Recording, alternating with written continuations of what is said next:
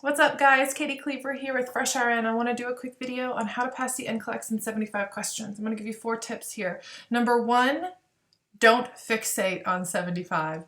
If you are so focused on that moment when it hits 75 and if it shuts off or not, and you're so focused on that instead of the content and the review and all that, your focus is in the wrong place, okay? So I encourage you to kind of let go of that I need to do it in 75 questions threshold. I have never had a patient ask me how many questions I had on the NCLEX. I've actually never had a patient ask me how many times I've taken the NCLEX. And I don't think I've had any coworkers ask me that. So kind of let go of that. Yeah, encourage you to do that. So don't fixate on 75. Number 2, know the structure of the exam. I did not learn what the NCLEX actually was structured like until after I graduated when I took a review course. So it is a computerized adaptive test. That means that it's not like everyone gets this same 75 to 265 questions and here you go. At the beginning you are asked a question that is of medium difficulty. If you get it wrong, you're asked an easier question. I'm gonna do it like this.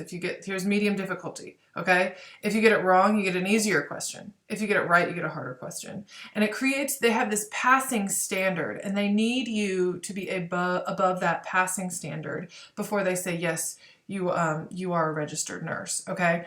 I'm gonna put a link to a post from the National Council of State Boards of Nursing, the NCSBN, the people that actually write the NCLEX. The NCSBN writes it, Pearson VUE administers it. So if the NCSBN says something, y'all better listen. And they have a thing, and I'll put a link to it that says, this is what it means to be a computerized adaptive test. This is the passing standard. And here's a little video, and it's like a 2-minute video that tells you what computerized adaptive testing means. So understand the structure. That was number 2. Okay, number 3, pick a plan and stick to it. This is not the time to kick it, y'all. This is the time to buckle down and focus. I know you just got done with finals. I know you just got done graduating. I know you've been putting in applications for places and you're exhausted, but this is one place that you cannot kick it with. You have got to buckle down, focus, and discipline. And the study plan is going to be different for different people. I know people that only wanted questions and NCLEX question reviews. I know some people that just wanted a book to look at. I know some people like me, I wanted a review, a content review, and access to a question database. And for everyone, I highly, highly recommend picking a study plan for yourself of, I'm going to do blank amount of questions every day. Okay? I would pick a study plan. There's many out there. There's ATI, there's Kaplan, there's Hearst, NRSNG Academy. I think there's more. UWorld. Some of them are content review and questions, and some are just questions. So figure out what you need, come up with a plan, and stick to it. My plan for that month and a half was I did my 1-week course. Then I did like their post-course test plan thing, and it said, hey, you need to take questions every day. So I did. I took 25 questions every day. I put that on my calendar. I scheduled myself for a month and a half to 6 days a week, do 25 questions a day. I took 1 day off a week just to kind of preserve my sanity. But pick a plan and stick to it. This isn't like, okay, I'll just do 75 questions later in the week. I don't want to do it for a few days. Like, no, do this every day. Give yourself a little time off, but come up with a plan that works for you and stick to it, okay? Focus, focus, focus, okay? You do not want to not pass this exam because you weren't being diligent and disciplined with this short study plan, all right? And my 4th tip is to lower your anxiety threshold. I don't care if you don't deal with anxiety on a normal basis. This test is what culminates the last 2 to 4 years of your education, maybe even more. If you don't pass this test, it's a big deal. It's going to cost you a lot of money. No wonder it produces worry and anxiety. And if you say it doesn't, I don't believe you. I just don't. So do what you can to reduce anxiety. I'm going to give you some tips to reduce the worry and anxiety related to this test. Number 1 is to practically prepare for the day.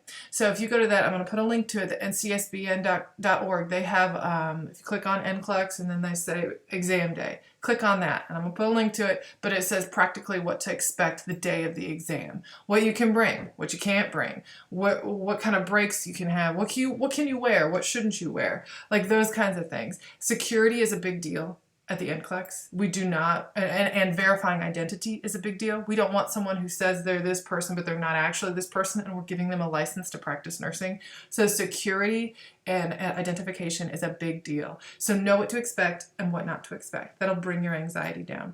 Also, number 2, encourage you the day of that exam to be as relaxed as possible. And that means, if let's say you picked an 8 a.m. exam time in a place that's 2 hours away. Well, what time you got to get up, and you got to consider traffic, and do you have to deal with all that and parking and all that before you take one of the biggest exams of your life? Probably not a great idea. Maybe if you can afford to, get a hotel nearby so that you don't have to drive very far and don't have to worry about traffic or issue, okay? What I did was I tested at 1 p.m., 3 hours away, 2 or 3 hours, I can't remember. So my husband drove me. We went way early. We had plenty of time for us to get lunch and kind of chill out and be near the testing center. And then I walked in and walked out about an hour and a half later, and we were done. I didn't have to worry about scheduling or traffic or anything like that. So I highly encourage you to do that. And number 3 is to do what you can to lower that anxiety threshold beforehand. And my encouragement, and there's research that backs this up, that meditation brings down anxiety. You have this threshold, and if you can bring it down, and not by saying, oh, I'll calm down or don't worry, like that's not how it works. I encourage you to do maybe some yoga, meditation, 20 minutes twice a day the week before. Bring it down, bring that anxiety down. If you can kind of maybe do your questions in 20 minutes of yoga or anxiety, I'm going to put a link to a great beginner's easy little 20-minute, I think it's actually only 15-minute routine. If you can do that twice a day for the week beforehand, you're going to be golden. So I encourage you to do that. It's an active process to bring that anxiety threshold down. It's not just telling yourself to calm down. There's more to it, but you can be successful with it if you just kind of are diligent with some small steps. So that is my encouragement. Number 1, don't fixate on 75. Number 2, know the structure of the NCLEX. Number 3, pick a plan and stick to it. And number 4, reduce your anxiety threshold. I hope this is helpful to you guys. Check out the links below this video to some of the resources I discussed, and all the best to you in your NCLEX studying.